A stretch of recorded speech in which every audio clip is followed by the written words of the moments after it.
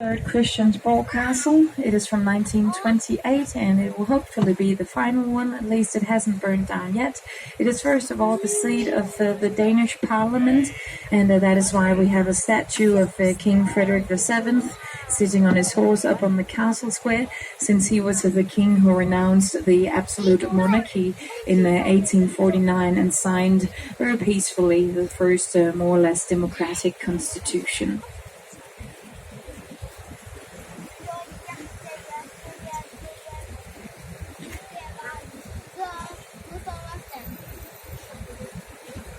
After this bridge on your left-hand side is Holmen's Church. It is the Royal Naval Church, and it was in here the Queen got married in 1967. Many of the children of the Crown Prince have also been baptized in there.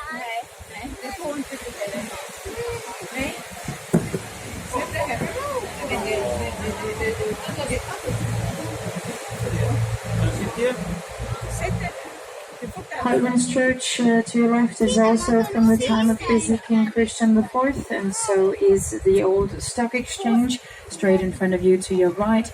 The old stock exchange can always be recognized by this very distinctive dragon spire, where the three crowns at the top also symbolize Denmark, Norway, and Sweden, of course. King Christian IV was actually rather superstitious. He believed that these four dragons, they would prevent fire. And, well, actually, as one of the only buildings from the time of King Christian IV, the old stock exchange has never burned. So perhaps these dragons actually work.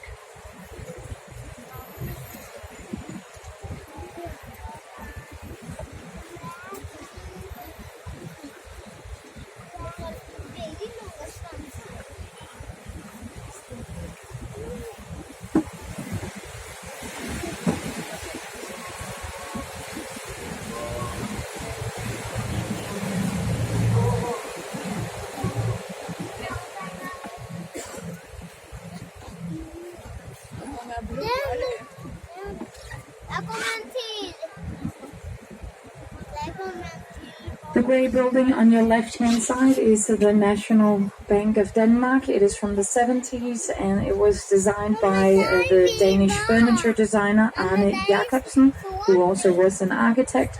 He is very much known for his chairs with rather odd names such as the Egg and the Swan.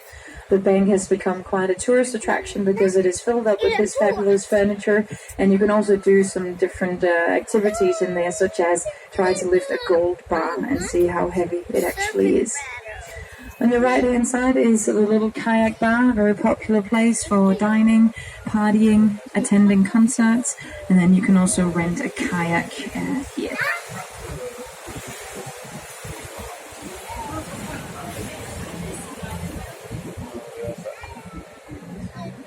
On your right-hand side is a bridge from 1937.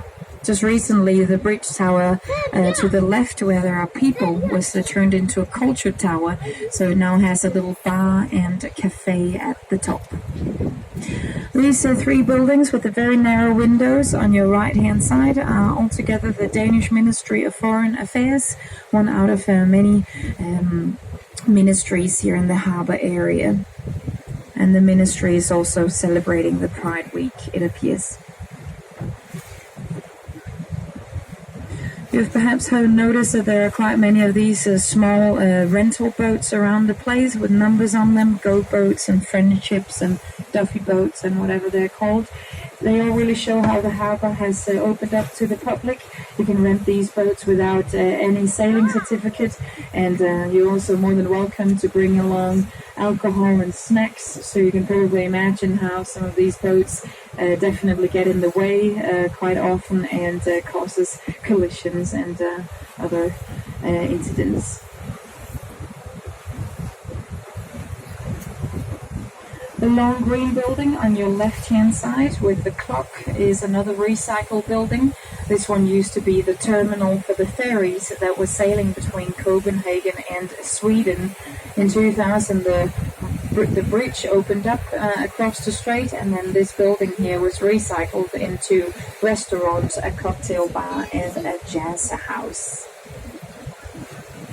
On your right hand side, you can notice how the new buildings over here are from an architectural point of view inspired by the old warehouses, which we also see over there in terms of their location, size, shape of the windows and so.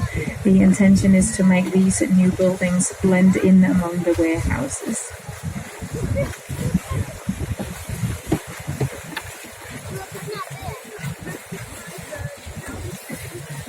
We're now going to pass under the newest bridge in the harbour, the Inner Harbour Bridge from 2016. It was also called the Kissing Bridge, or it is called the Kissing Bridge because of the way it opens and closes.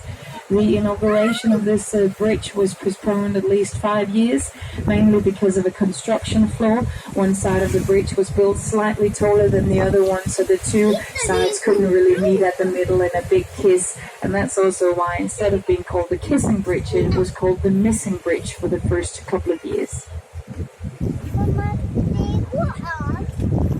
We now have the new harbour canal in front of us.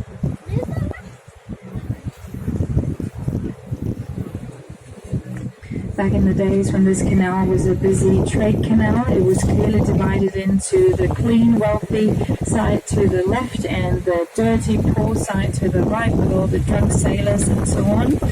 You also notice how the houses on our left-hand side are in general much bigger, more detailed, more fabulous looking than the houses are on our right-hand side. And that's because they were simply more expensive.